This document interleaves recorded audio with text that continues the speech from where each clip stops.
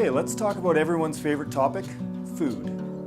The trick about food is making sure you bring enough, but not too much, and making sure it's tasty and something you're going to look forward to and enjoy eating and preparing.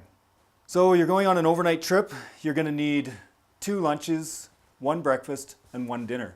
The breakfast and the dinner are going to be done within your groups, and you're probably going to have your own lunches that you can eat on the trail and do not require a stove to prepare. The dinners and the breakfasts, you can use a stove or should use a stove to prepare. A few things that you want to avoid bringing because they get heavy and there's a lot of garbage associated with them, and that is items that are in big cans, like this lovely can of beans. Nice and quick to prepare, but really heavy. Lots of water in there, so let's not bring that. Canned beverages, I mean, Coke. Do you really need to bring your Coke?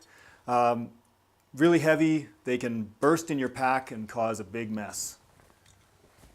Drinking boxes, the little straw sleeves become garbage. They're heavy, and there's lots of water out there, so why carry it with you in your pack? Food that mushes. Once it's in your pack, this will become mush, so avoid bananas and the like. Your instructor will give you ideas as to making dinners and breakfasts and help you with the menu planning. Ziploc bags are your friend.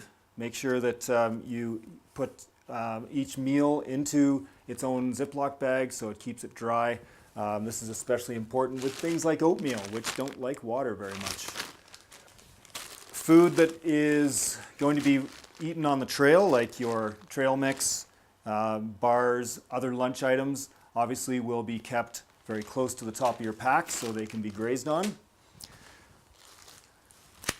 Beverages. So again, don't bring the water, just bring the beverage. So coffee grounds, noon tablets, tea bags, those kinds of things, powdered juice mix, all are very good for use on a backpacking trip.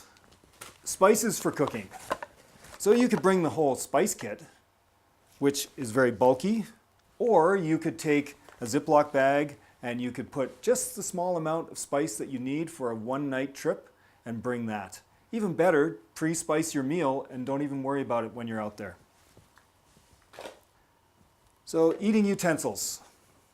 So you need to bring with you a bowl of some sort, and it could be a fancy bowl like this, which collapses and becomes a plate. Or you could bring something from your kitchen, like a measuring cup or a Tupperware container, anything that will allow you to eat out of.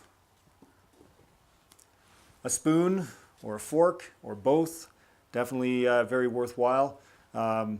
If you menu plan correctly, you may only just need a spoon as you're making stews and soups and that kind of thing. A cup, so for drinking your beverages. It could be a thermos like this, which keeps them nice and hot, but just a regular cup works just fine. Potentially a small cutting board is nice if you are preparing vegetables and such for your meal, but not absolutely essential. Small containers like this are fantastic. Instead of bringing the massive container of peanut butter or ketchup with you on the trip, just bring the amount that you need for that one meal. And then we need to package all this equipment. So, for example, in your pots, you have all this space. In here already I have a small thing of bio soap and a scrubber for cleaning it, but we have extra space, so we can put the beverages in there, maybe the oatmeal, maybe another container, and then put the lid on, and we've used all that extra space. It's nice and filled. Everything else, we may have another stuff sack to put the rest of your food in to contain that, and that can now go into your backpack. And now we're going to move on to clothing.